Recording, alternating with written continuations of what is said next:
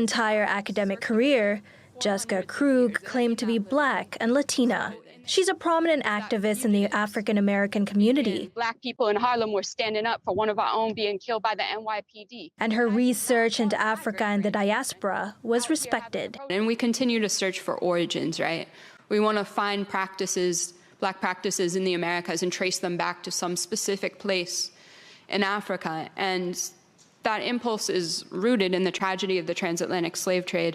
But Black Latino scholars recently started to question Krug's background, and it led to a startling admission.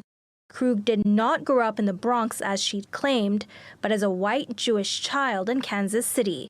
She blamed her deception on mental health issues and confessed to lying about first her North African Blackness, then U.S.-rooted Blackness, then Caribbean-rooted Bronx Blackness. She misappropriated Blackness and used it to advance her career. She teaches in the African American Studies Department at George Washington University, which is a leading university. She could have done the work that she was doing, the research and the teaching, as a white woman.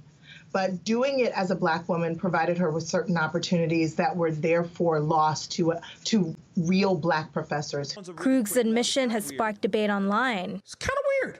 I'm not gonna lie, y'all. This is a weird one, y'all. It's a new day when you gotta come out to your friends as white.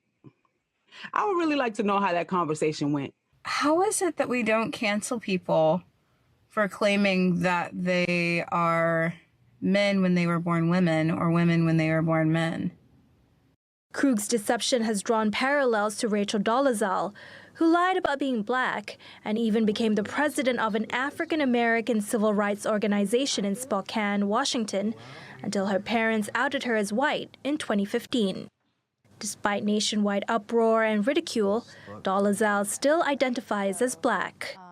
I can't understand it outside of the context of the fact that race is a construct. It's something that we've made up. I mean, you go to Brazil, there are 119 different races.